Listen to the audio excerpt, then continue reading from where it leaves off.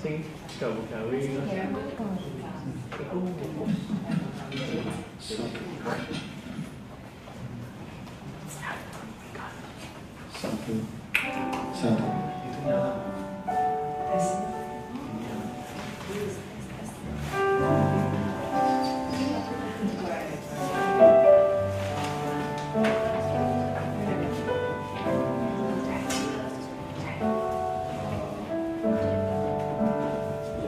Shalom saudara yang dikasih Tuhan.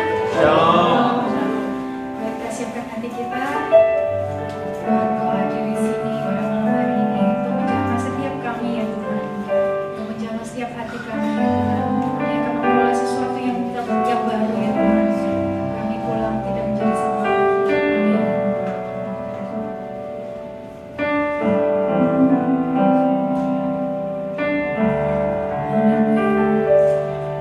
Ku bawa kepadamu, oh Tuhan, persembahanku.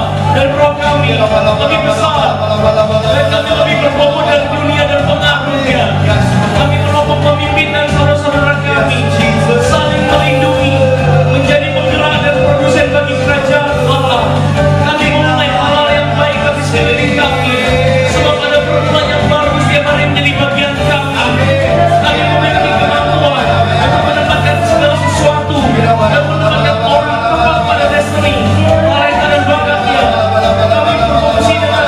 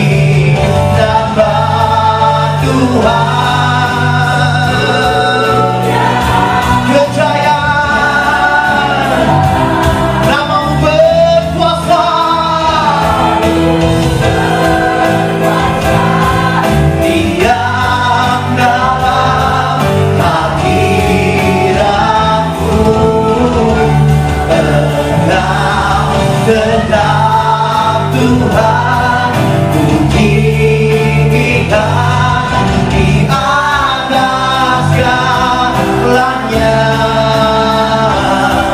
Tempat ini dipenuhi nama. Mari sekali lagi kita angkat tangan kita, katakan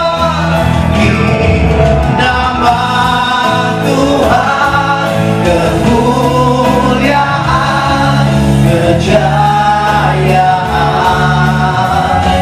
Namamu berkuasa, hadiratmu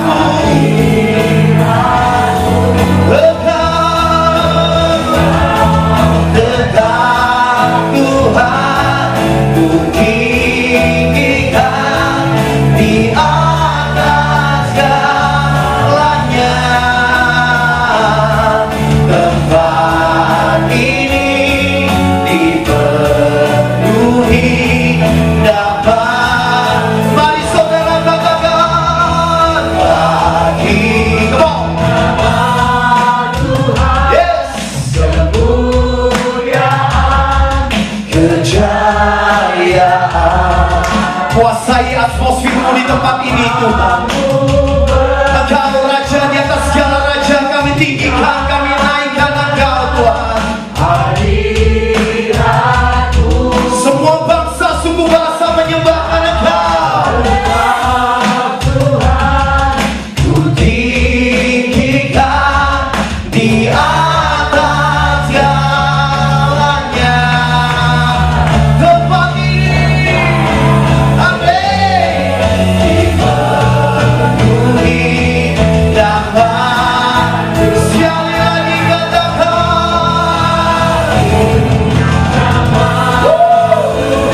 yes Lord.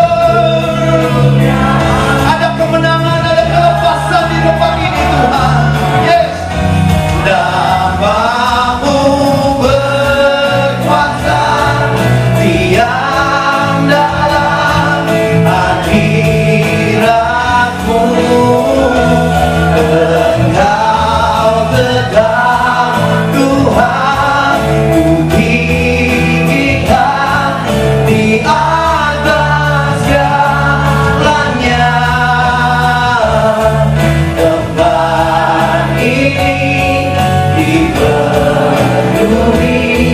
nama Tuhan. Sekali lagi nama Tuhan, kemuliaan, kejayaan. Engkau berkuasa Tuhan. Diam dalam hadiratmu. Engkau tetap Tuhan ku tinggikan di atas segalanya. Tempat ini dipenuhi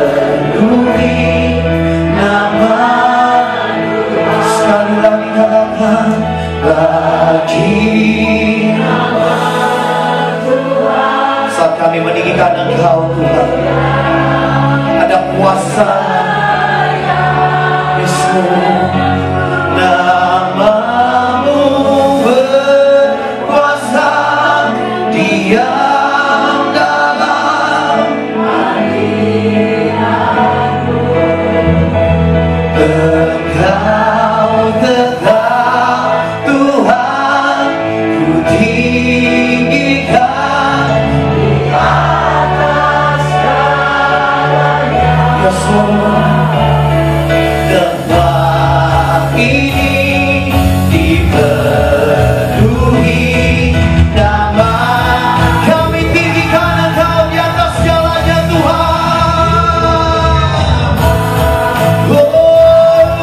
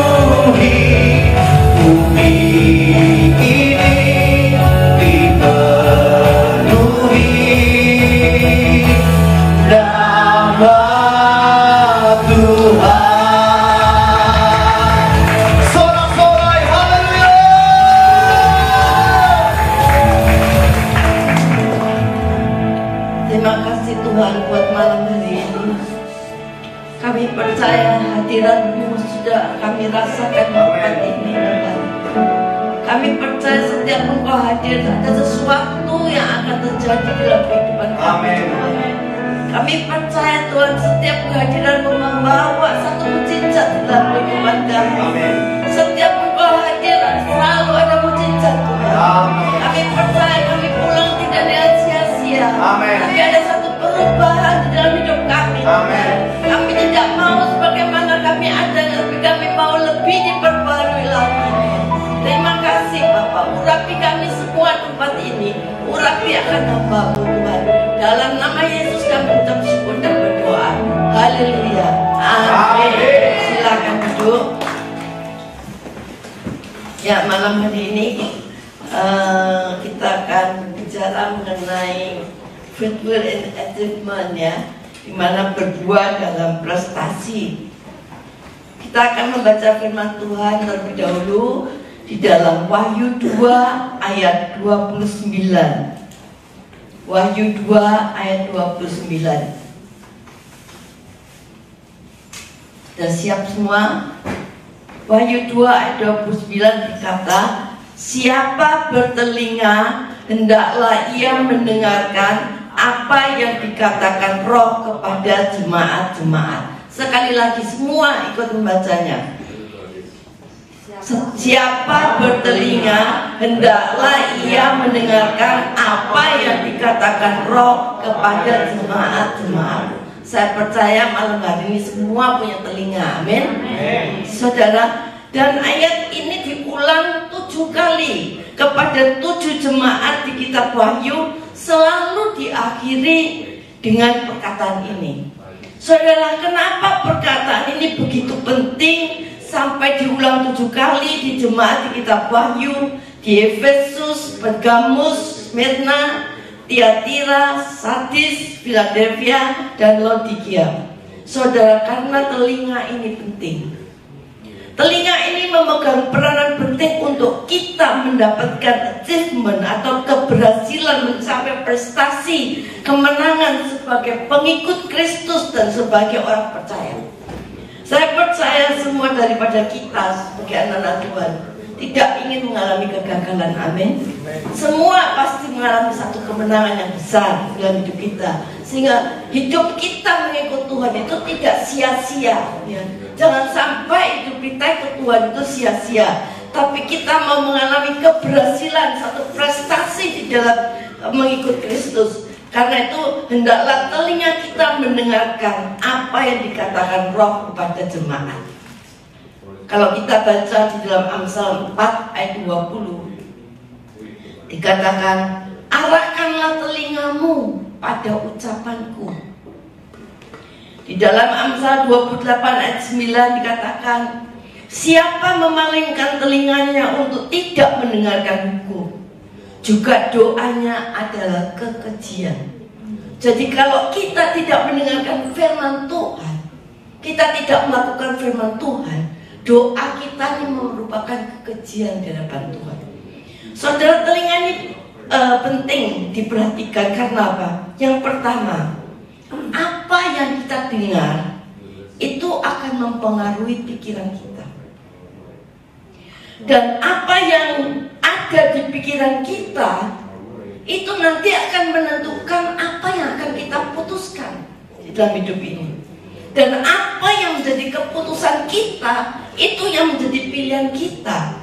Dan apa yang menjadi pilihan kita itu menentukan prestasi masa depan kita sampai pada masa kekekalan. Dan apa yang kita pilih itu harus kita pertanggungjawabkan di hadapan Tuhan.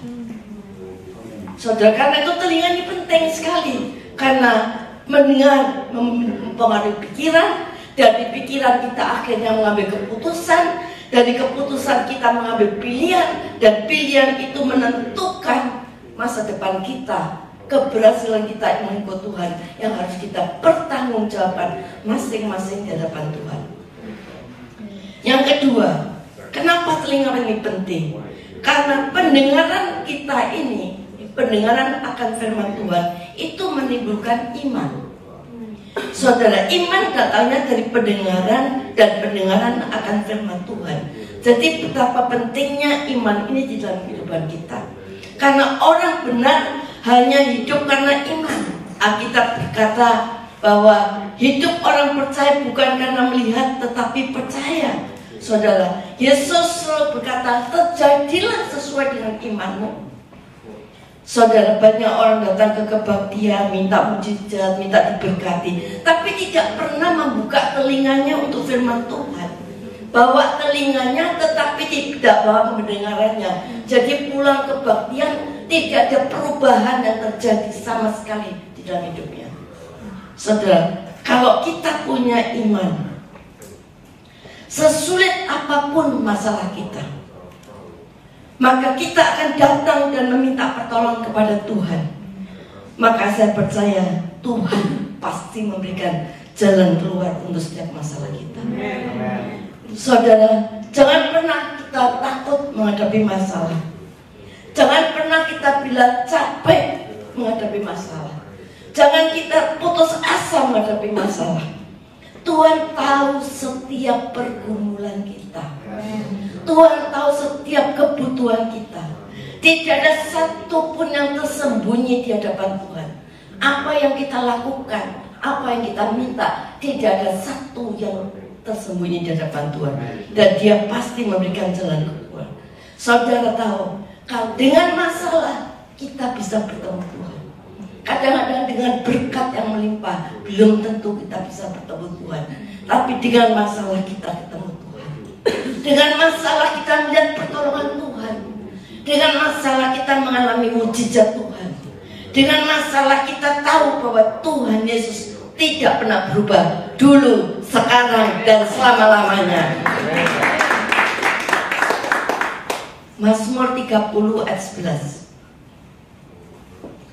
Dengarlah Tuhan dan kasihanilah aku Tuhan, jadilah penolongku.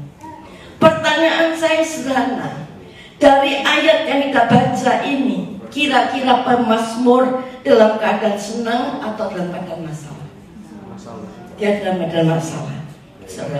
Dia dalam keadaan di tengah-tengah masalah dia berteriak, ya Tuhan, dengarkanlah Tuhan, kasihanilah aku, jadilah penolongku. Ayat 12 berkata, aku yang meratap telah kau ubah menjadi orang yang menari-nari. Kain kapungku telah kau buka, pinggangku kau ikat dengan sukacita. Kain kapung itu apa? Kain kapung itu tali dosa yang mengikat kita, masalah yang mengikat kita, persoalan yang mengikat kita.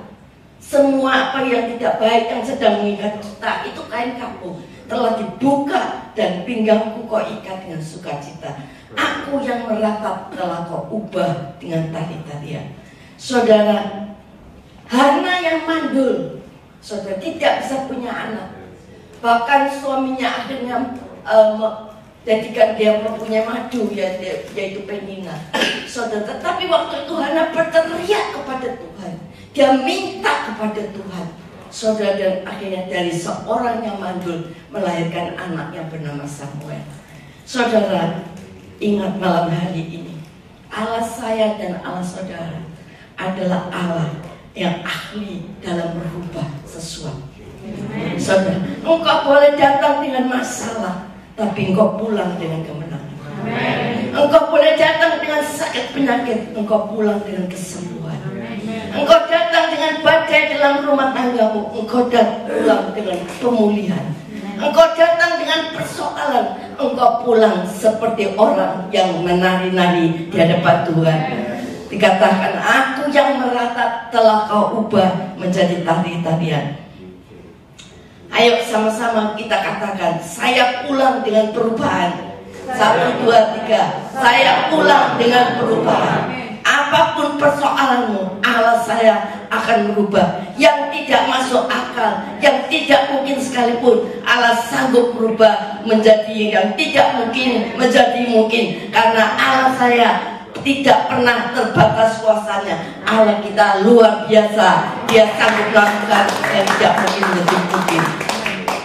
Pengkhotbah 4 ayat 17 mengingatkan kepada kita Jagalah langkahmu kalau engkau pergi ke rumah Tuhan. Menghampiri untuk mendengar lebih baik daripada mempersembahkan korban.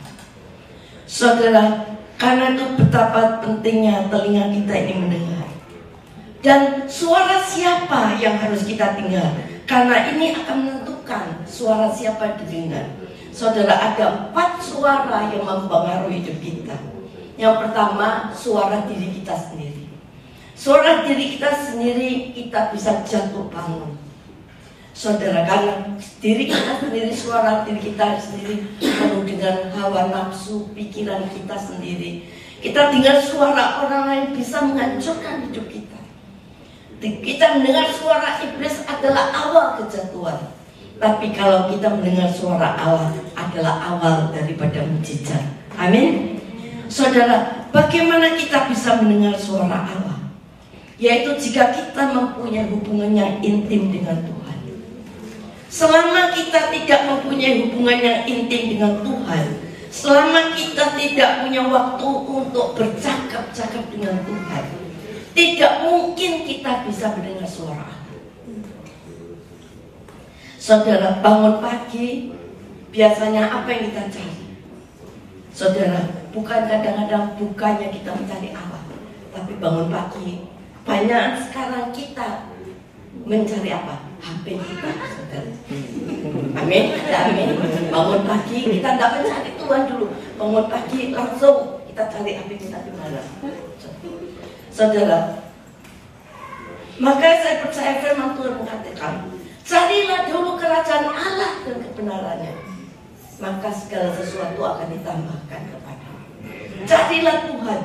Saudara, sudah terlalu lama hidup kita sehari-hari ini hanya begitu-begitu saja.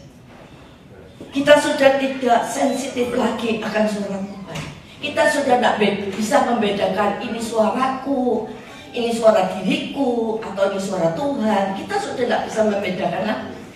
Hidup kita sudah tidak dipimpin oleh Roh Kudus. Kadang-kadang tanpa kita sadari, roh kita ini sudah padam, pengurapan sudah hilang, hadirat Allah sudah hilang, ini menguasai hidup kita. Hidup kita penuh dengan kekosongan.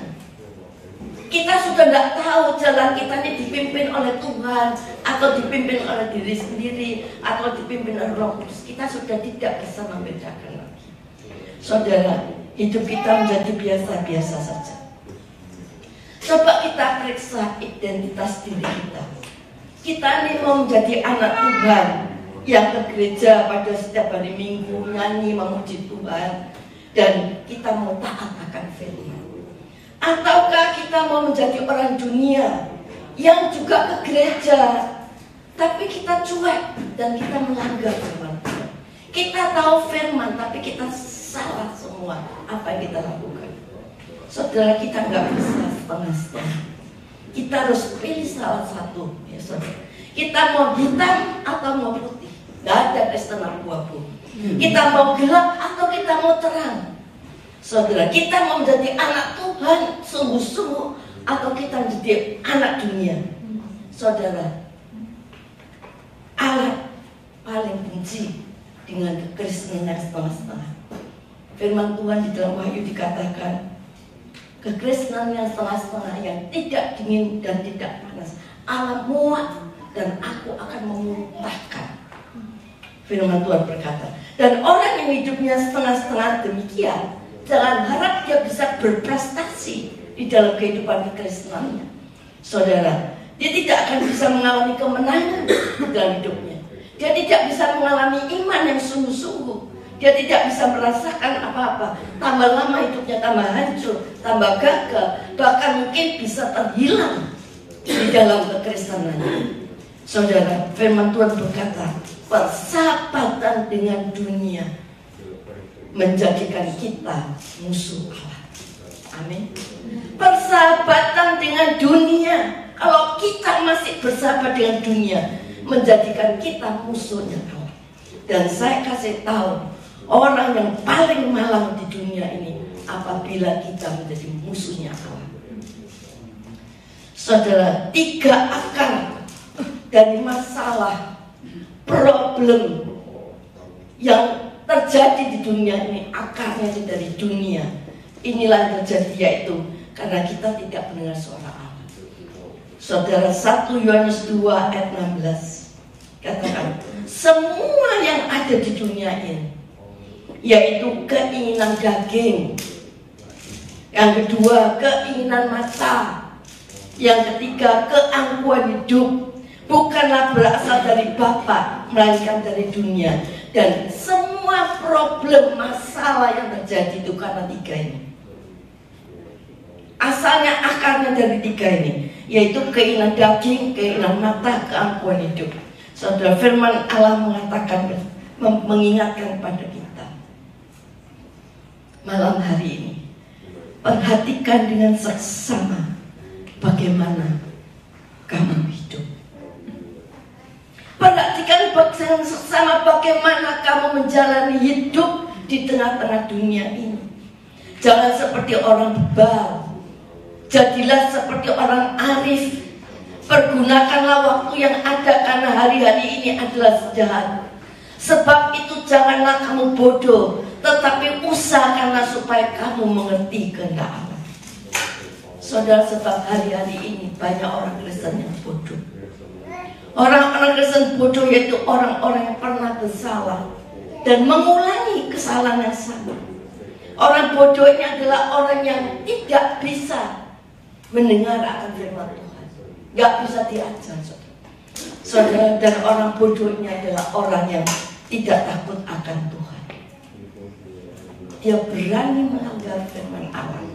Saudara, mari malam hari ini kita mau duduk dan merenungkan, apakah hidup kita hari-hari ini masih intim dengan Tuhan? Masihkah kita punya waktu untuk bercakap-cakap dengan Tuhan secara pribadi? Saudara, kalau kita tidak pernah bercakap-cakap dengan Tuhan, kita tidak akan mendengar suaranya. Saudara, kalau kita tidak pernah ada waktu dengan Tuhan, kekristenan kita ini kosong. Saudara, maka saat itu iblis akan masuk dalam segala kelicikannya dan menghancurkan pikiran kita. Saudara, ingat, kesempatan kita hidup ini memang singkat dan terbatas. Tapi jika hidup kita benar, maka kita dapat memberikan warisan kepada keturunan kita untuk waktu yang tidak terbatas. Amin. Saudara, masalahnya bukan berapa lama kamu hidup dan berapa panjang umurmu, tetapi yang terpenting bagaimana engkau mengisi hidupmu ini. Apakah kamu hidupmu engkau pilih hidup yang sia-sia, ataukah engkau memilih hidup melanggar firman, ataukah engkau memilih hidup yang tidak berkenan kepada Tuhan? Saudara, ini pilihan di tangan saudara. Di dalam Mazmur 139 ayat 23 dan 24, Daud berkata, ini Daud dalam Mazmur ini, waktu Daud sedang intim-intimnya dengan Tuhan. Tetapi di dalam Daud sedang intim-intimnya dengan Tuhan, dia berkata dalam Mazmur 139 ayat 23 dan 24, selidikilah aku ya Allah, dan kenalilah hatiku. Ujilah aku dan kenalilah pikiranku. Lihatlah apakah jalanku ini serong, dan tuntunlah aku di jalan yang kekal. Saudara, ini penting. Pernahkah kita tanya sama Tuhan, Tuhan, apakah jalanku ini benar? Tuhan, apakah jalanku ini serong? Selidikilah hatiku ya Tuhan. Seperti Daud berkata, kenalilah hatiku. Lihatlah apakah jalanku serong. Tuntunlah aku di jalan yang benar, yang kekal. Saudara, kenapa? Karena Daud ini pernah jatuh dalam dosa. Dan satu hal yang dilakukan Daud tidak pernah mengulangi kesalahan yang sama. Saudara, kita harus membangun keintiman dengan Tuhan ini bukan di awal kekristenan saja, tetapi sampai pada akhir hidup kita harus membangun kekristenan ini, sehingga kita boleh mengakhiri hidup kita dengan keadaan finishing well dan finishing strong. Amin. Banyak orang percaya mempunyai telinga, tetapi tidak mendengarkan perkataan Allah. Semua perkataan Allah dilanggar semua, sehingga hidupnya gagal tanpa perasa, dia jatuh tersandung dan tanpa disadari bahwa penyertaan Allah sudah hilang dalam hidupnya. Saudara, pikiran kitanya adalah aset yang penting, saudara. Jangan sampai anugerah yang Allah berikan, mujizat yang Tuhan berikan kepada kita, berkat yang Tuhan berikan kepada kita menjadi hilang karena kita dipakai pikiran kita sendiri. Saudara, peperangan rohani itu ada di pikiran kita, di mana iblis dengan siasatnya yang licik merusak pikiran kita. Karena apa? Iblis tahu betapa sulitnya seseorang ini menguasai pikirannya sendiri. Iblis tahu kalau kita ini sulit menguasai pikiran sendiri. Oleh karena itu dia menyerang pikiran kita, dan targetnya dia membangun benteng-benteng, kubu-kubu di dalam pikiran kita, sehingga akhirnya kita tidak kuat. Kadang-kadang saudara, kita merasa bersalah, kita didoakan, satu kubu akhirnya lepas, saudara, hancur, didoakan dalam nama Yesus, lepas, saudara. Orang sadar dia salah, tetapi masih ada kubu-kubu yang sedang dibangun oleh iblis. Ada kubu-kubu selanjutnya yang membuat dia kembali kepada hal yang semula. Saudara, oleh itu iblis selalu menjajah pikiran kita dengan kebohongannya dan kelicikannya, sehingga hidup kita penuh dengan kekotoran, kegelapan, perselingkuhan, perzinahan, takut, khawatir, kebimbangan, dan hal-hal yang tidak berkenan di hadapan Tuhan. Oleh karena itu, isi pikiran kita dengan firman Tuhan. Kita tidak bisa menang dengan tipu daya iblis dengan kekuatan kita. Kita harus isi dengan firman Tuhan. Maka kalau kita isi dengan firman Tuhan, pikirkan yang ajaib, maka yang ajaib itu terjadi. Pikirkan yang besar, maka yang besar itu terjadi. Pikirkan mujizat, maka mujizat itu akan terjadi. Pikirkan yang mulia, yang manis, yang sedap didengar, maka itu yang terjadi dalam kehidupan kita. Amin. Saudara, perjuangan kita ini bukan melawan darah dan daging, tetapi melawan penguasa-penguasa di udara. Banyak orang yang tidak bisa mengendalikan dirinya. Banyak orang yang tidak bisa menahan emosinya. Banyak orang yang tidak dapat menahan temperamennya. Banyak orang yang tidak dapat menahan amarahnya. Karena apa? Karena yang pertama, dia tidak bisa mengendalikan pikirannya sendiri. Saudara, dalam hidup ini kita harus menjaga pikiran kita. Ada 3 contoh orang yang jatuh karena tidak menjaga pikirannya, dan dia tidak mendengarkan suara Tuhan, tetapi dia mendengar suara dirinya sendiri. Yang pertama, Raja Saul.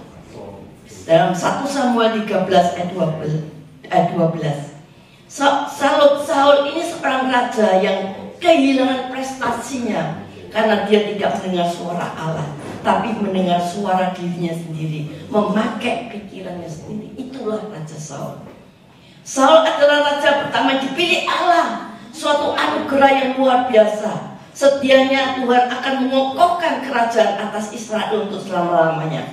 Tetapi Saul ditolak jadi raja karena dia berkorban bagi Allah. Tapi Saul tidak mendengarkan suara Allah. Saul mendengar suara hatinya sendiri. Saul melanggar perintah Tuhan, dan Saul tidak mengikuti apa yang telah diperintahkan Tuhan kepadanya. Akhirnya mahkota Saul diambil, dan Tuhan telah memilih seorang yang berkenan di hatinya, yaitu waktu bangsa Filistin menyerang Saul dan rakyatnya. Saul seharusnya menuduh Samuel, tetapi ayat 12 dikatakan, maka pikirku sebentar lagi orang Filistin akan menyerang aku di Gilgal, padahal aku belum memohon belas kasihan Tuhan. Sebab itu aku memberanikan diri lalu mempersembahkan korban bakaran. Ayat 13 dikatakan, kata Samuel kepada Saul, perbuatanmu bodoh. Engkau tidak mengikuti perintah Tuhan Allahmu yang diperintahkannya kepadamu. Sebab sedianya Tuhan mengokohkan kerajaan-Mu atas orang Israel untuk selama-lamanya. Ayat 14, tapi sekarang kerajaan-Mu tidak akan tetap. Tuhan memilih seorang yang berkenan di hatinya, dan Tuhan telah menunjuk dia menjadi raja atas umatnya, karena engkau tidak mengikuti apa yang diperintahkan Tuhan kepadamu. Saudara, seringkali dalam hidup kita berpikir seperti Raja Saul. Kita memberanikan diri untuk mengambil keputusan, bertindak menurut pikiran kita sendiri, walaupun kita tahu itu tidak sesuai dengan firman Tuhan.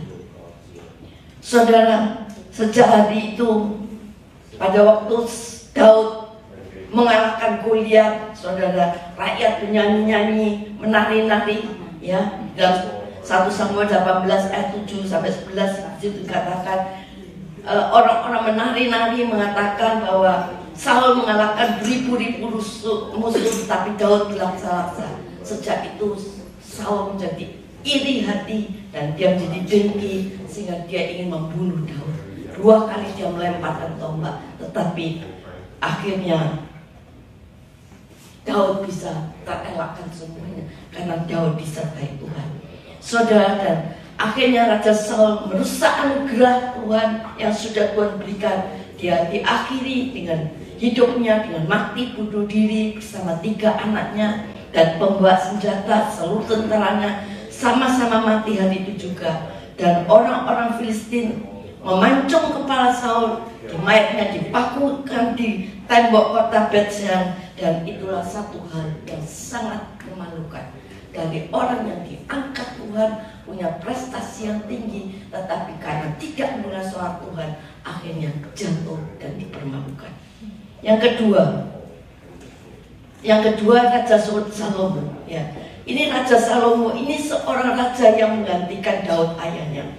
Tuhan sendiri pernah menampakkan 2 kali kepada Salomo, dan Salomo ini dikatakan, singkat ceritanya, dia minta hikmat sama Tuhan, tapi Tuhan memberikan hikmat dan kekayaan yang luar biasa, sampai Salomo terkenal menjadi orang yang kaya raya, raja yang besar, dan semua mengagungkan Salomo. Di dalam 1 Raja-Raja 7 ayat yang pertama, 13 tahun lamanya Salomo mendirikan istananya, tetapi ternyata dia lebih mudah membangun kerajaannya daripada membangun hidupnya sendiri. Ternyata di tengah-tengah kesuksesannya, Salomo jatuh mengikuti kedagingannya sendiri. Ya, Salomo mempunyai 700 istri dan 300 kundi.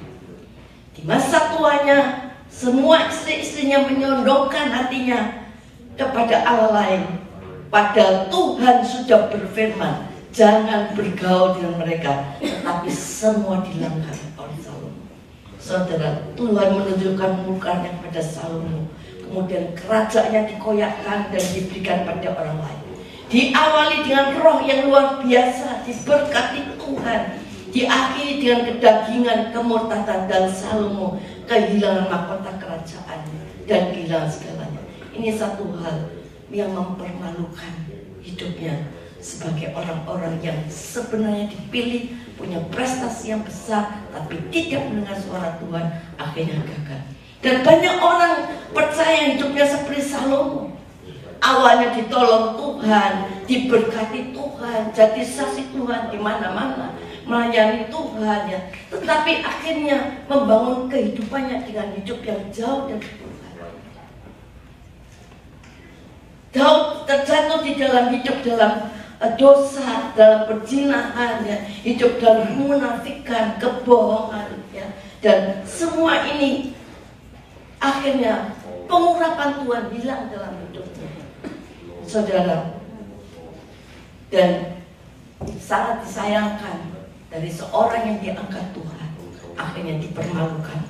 Yang ketiga, Simson. Simson ini seorang yang diurapi Tuhan, lahir secara ajaib, ibunya mandul, sejak dalam kandungan ditetapkan dari nasir Allah. Roh Tuhan menyertai Simpson, tetapi Simpson mempunyai kebodohan yang sia-sia, yaitu saya pernah khotbahkan bahwa Simpson ini mudah jatuh cinta. Dan akhirnya Simpson seorang yang sebagai nasir Allah, dia tidak lagi mendengarkan suara Allah, tetapi dia mendengarkan suara wanita. Terlebih kepada Delila, saudara. Dan akhirnya dengan Delila ini, dia tahu ini sebenarnya tidak benar, tetapi Simpson tidak bisa break untuk hal itu. Saudara, akhirnya dia membuka rahasia kenasirannya, sehingga dia katakan bahwa rambutnya tidak pernah dicukur dan sebagainya. Akhirnya dia tertangkap semuanya, dan akhirnya dia rambutnya dipotong, dan dia kehilangan kekuatannya. Roh Tuhan sudah hilang dari dia, dan dia menjadi seorang yang biasa, saudara. Dan dia mati dengan begitu mengenaskan, yang matanya dicungkil dan sebagainya. Saudara, ini satu hal yang sangat mempermalukan dalam Tuhan. Saudara, ini suatu pengajaran bagi kita, untuk kita harus dengar fokus kepada seorang Tuhan. Nama baik, saudara, firman Tuhan di dalam Amsal dikatakan, nama baik lebih berharga daripada kekayaan besar. Salomo dan Simpson sebenarnya orang yang punya prestasi yang baik, tetapi karena satu kesalahannya, tidak mendengarkan suara Allah, akhirnya dipermalukan dan kehilangan segala-galanya. Saudara, carakan di dalam hidup saudara, lebih mudah menjaga karakter kita untuk kita berkenan di hadapan Tuhan, dibandingkan dengan memulihkan nama baik yang sudah rusak.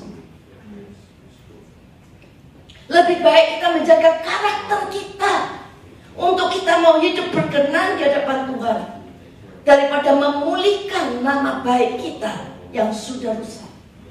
Saudara, yang kedua, yang pertama kita harus mendengar suara Tuhan.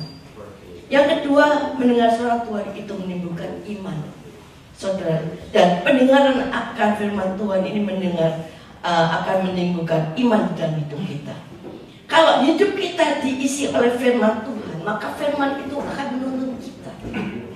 2 Timotius 3 ayat 16 dikatakan, segala tulisan yang diilhamkan Allah memang bermanfaat untuk mengajar, menyatakan kesalahan, memperbaiki kelakuan, mendidik orang dalam kebenaran. Dan firman ini yang menjadi pelita kaki kita. Orang yang hidupnya tidak diisi dengan firman Tuhan, maka hidupnya akan mengalami kegagalan, jauh dari Tuhan, kehilangan sukacita, hidup penuh kekerasan. Tetapi orang yang diisi firman Tuhan, dia menjadi kuat dan teguh. Umatku binasa karena tidak mengenal firman Tuhan, tapi orang yang mendengar firman Tuhan akan menjadi kuat dan teguh. Dia percaya bahwa Tuhan itu pembela kita. Dia percaya bahwa Tuhan Yesus tidak pernah berubah. Dia percaya bahwa Allah tidak mempermalukan kita.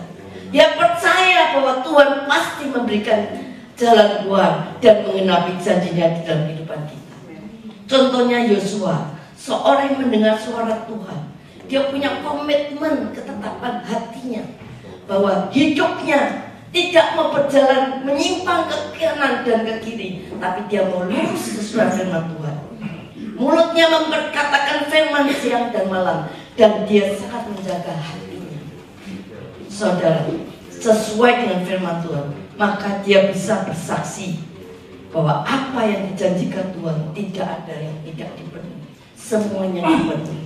Dia mengalami prestasi, ya, mengalami satu achievement, mengalami satu prestasi di dalam kekristenannya dia, yaitu 3 mukjizat besar dia alami, yaitu menyeberang sungai Yordan, sungai yang tidak bisa diseberangi. Dia meruntuhkan tembok Yeriko karena dia mendengar suara Tuhan. Dia bisa menghentikan matahari dan bulan untuk berhenti bersinar. Karena apa? Dengan iman yang dia perkatakan. Sehingga sebagai kepala keluarga, dia menjadi panutan, membawa satu keluarganya dengan komitmen, aku dan seisi rumah tanggaku akan tetap beribadah kepada Tuhan. Amin. Yang kedua, Abraham. Abraham ini seorang yang mendengar suara Tuhan dan diimani di dalam hidupnya, di mana bahwa Allah berjanji dia menjadi bapak bangsa pada usia Abraham yang sudah tua. Saudara, pada waktu itu dikatakan sudah tidak ada dasar untuk berharap bahwa Abraham bakal mempunyai seorang anak. Tetapi saudara, dia mendengar suara Allah. Dia pegang suara Allah itu, janji Allah dia pegang. 25 tahun dia menanti, sehingga akhirnya lahirlah seperti yang dijanjikan Tuhan, Ishak lahir. Saudara, imannya sudah teruji. Firman Tuhan mengatakan meskipun tidak ada dasar untuk berharap, tapi dia tetap berharap akan janji Tuhan. Saudara, tapi setelah anak ini besar, kembali Abraham mendengar suara Tuhan, di mana Allah minta Abraham mau mempersembahkan Ishak di Gunung Moria. Bukankah Allah berjanji keturunanmu seperti bintang di langit dan pasir di laut? Tapi kenapa sekarang disuruh mempersembahkan di Gunung Moria? Walaupun Abraham tidak mengerti, tapi Abraham mau mendengarkan suara Tuhan. Dia mau pakai pikiran Allah. 3 hari dia berjalan menuju Gunung Moria dengan membawa Ishak untuk dikorbankan di Gunung Moria. Dengan dia tidak tahu, tidak mengerti apa rencana Tuhan, tapi dia tetap melakukan apa seperti yang Tuhan katakan. Saudara, apakah benar-benar Allah minta anaknya untuk dipersembahkan? Ternyata Allah menyediakan domba. Saudara, Allah cuma ingin melihat, menguji hati Abraham. Apakah Abraham mencintai anaknya lebih daripada Tuhan? Saudara, di sini kita lihat Abraham mengalami ujian iman lagi, dan betul-betul dia mengalami ketingkatan iman yang lebih lagi, yaitu dia percaya kepada Tuhan dengan luar biasa. Dia bukan hidup karena melihat, tetapi hidup karena percaya. Saudara, saat ini kita lihat bagaimana Abraham menjadi bapak seorang beriman.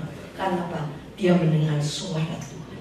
Saudara, bukankah kita sebagai orang tua, kita mau menjaga iman kita, memberikan warisan iman kita ini kepada setiap anak-anak kita? Saudara, sangat mungkin kita sudah diselamatkan, tetapi mungkin pola dan karakter hidup kita tidak pernah berubah-ubah. Saudara, kita masih hidup seperti orang dunia. Saudara, ayo malam hari ini kita mau periksa hati kita. Kita mau jujur di hadapan Tuhan. Saudara, kita nggak usah menutupi diri kita, karena semua terbuka di hadapan Tuhan. Ayo kita mau berkata seperti Daud. Beranikah kita berkata, Tuhan, selidiki hatiku, kenalilah hatiku, ujilah aku, dan kenalilah pikiranku.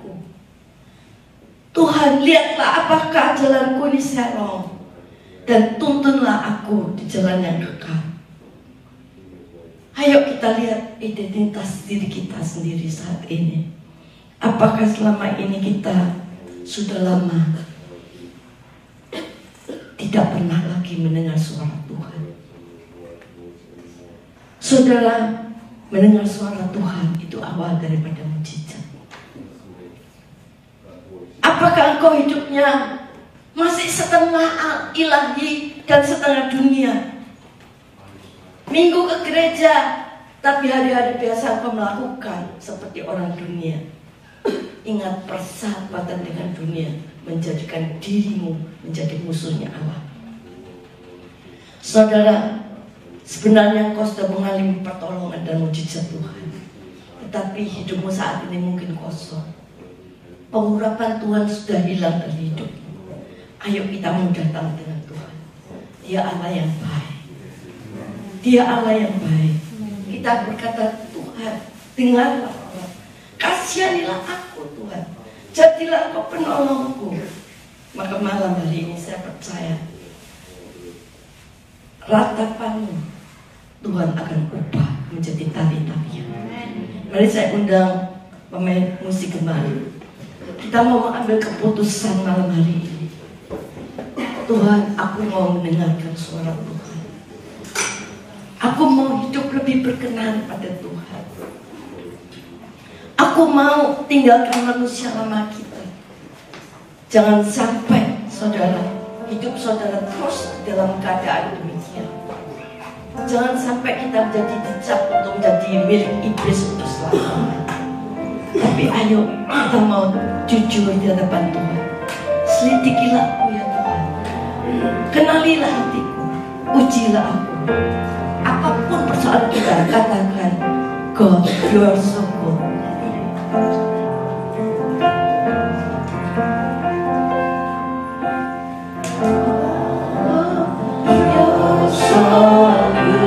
Dia baik saudara. Dia tidak mengukur kesalahan saudara. Tetapi malam hari ini dia ingin menjamah hati saudara yang paling dalam. Mari kita saya undang saudara Bapak Ibu bangun diri. Sekali lagi, apapun persoalan katakan dia baik.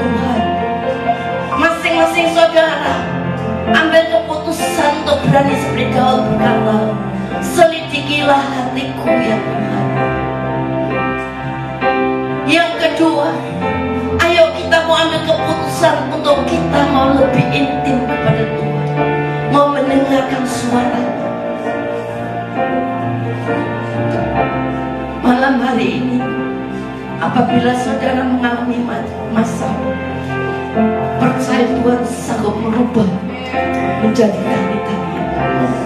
Apabila saudara datang dengan sakit penyakit, saudara disembuhkan. Apabila saudara mengalami rumah tangga yang hancur, rumah tanggamu akan dipulihkan. Mari saya undang saudara, boleh maju ke depan, kita akan berdoa dan musik tetap memainkan pujian itu.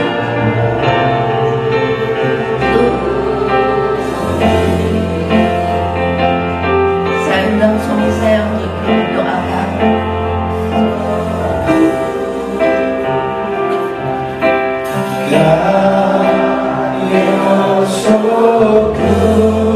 Malam hari ini Tuhan punya rencana besar.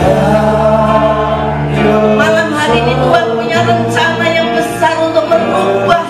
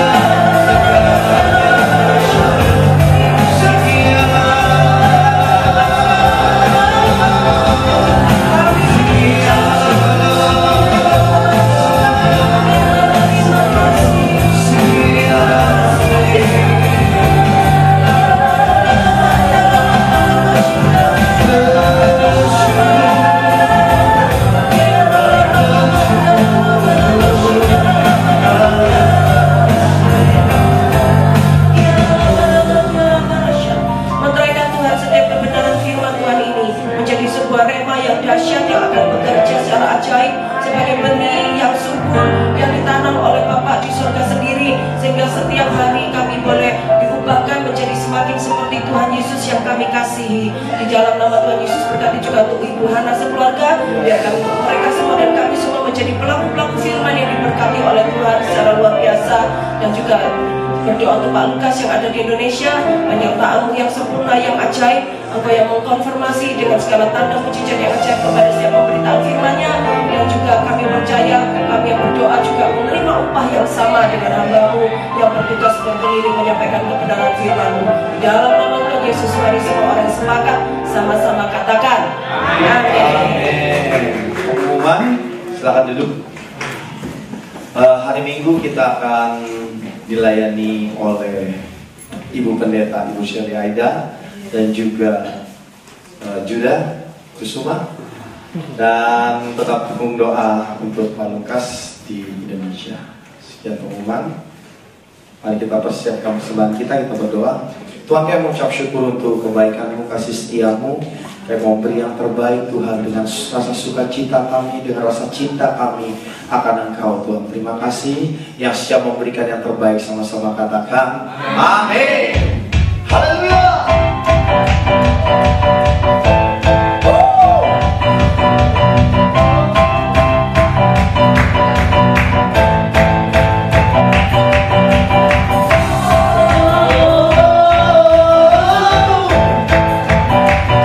Berdiri bersama-sama. Katakan selangkah, selangkah demi selangkah, maju tiada lelah. Sekalipun ku berjalan dalam lembah kegelapan, ku tak takut, ku tak gentar, semua musuh gemetar.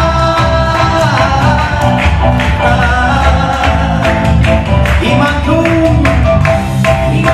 tak perlu besar, cukup sebutir pun dahsyat. Karena Dia yang bekerja, bukan kuatkan aku. Ku tak takut, ku tak gentar, semua musuh gemetar. Semua musuh gemetar. Katakan Yesus, Yesus, Tuhan, Engkau yang selalu bekerja di dalam hidupku, datang menjadi kuatku.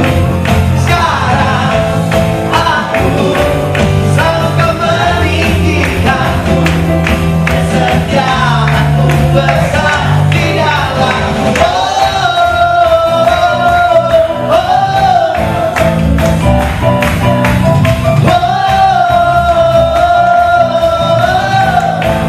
Sekali lagi.